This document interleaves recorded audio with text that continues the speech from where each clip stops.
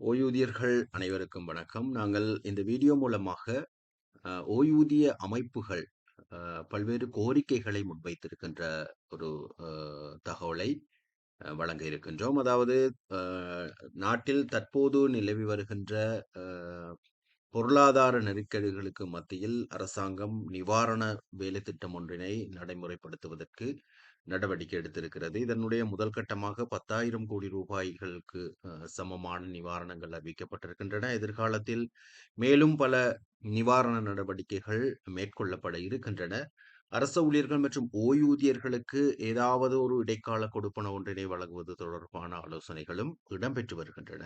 இவ்வாறான ஒரு சூழ்நிலையில் ஓய்வூதிய அமைப்புகள் அரசாங்கத்திடம் கோரிக்கை விடுத்திருக்கின்றன. இதன் அடிப்படையில் ஓய்வு பெற்ற அ அரச ஊழியர்களின் தேசியமற்ற ஒன்றிணைப்பு மற்றும் ஓய்வு பெற்ற அதிபர் ஆசிரியர்களுடைய அமைப்பு 2020, 2024 காலப்பகுதியில் ஓய்வு பெற்ற அரச ஊழியர்களுடைய அமைப்பு மற்றும் அரச ஊழியர்களுடைய ஓய்வூதிய அமைப்பு என பல ஓய்வூதிய அமைப்புகள் இலங்கையில் இயங்கி வருகின்றன.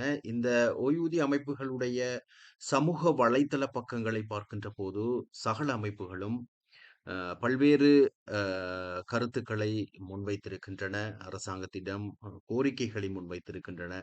அ ஓய்வூதியர்களுக்கும் ஏதாவது ஒரு அ ந இடைக்கால கொடுப்பனவு அல்லது ஓய்வூதியத்தில் ஒரு அதிகரிப்பினை செய்வதற்குரிய வேண்டுகோளை விடுத்திருக்கிறார்கள்.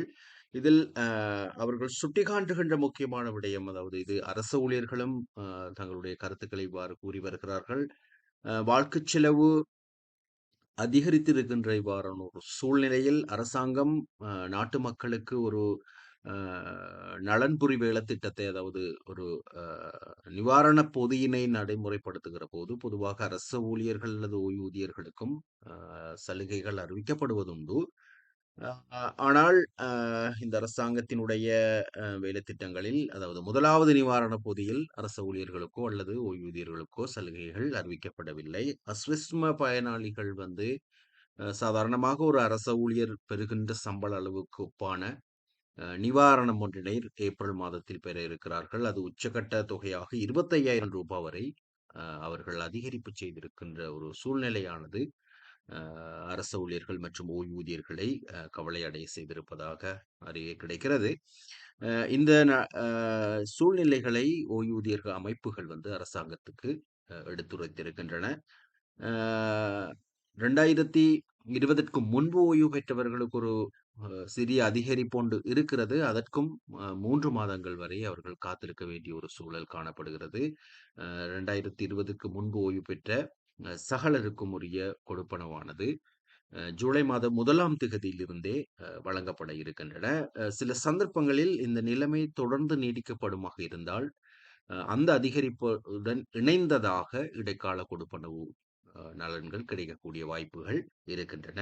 எனவே ஓய்வூதியர்கள் இது சம்பந்தமாக நீங்கள் விழிப்பாக இருங்கள். ஏதாவது இது சம்பந்தமான நிவாரண வேலை திட்டங்கள் அறிவிக்கப்படுகின்ற போது அவற்றை உங்களுக்கு வழங்குவதற்கு தயாராக இருக்கின்றோம். எனவே எங்களது சேனலோடு தொடர்ச்சியாக இணைந்திருங்கள்.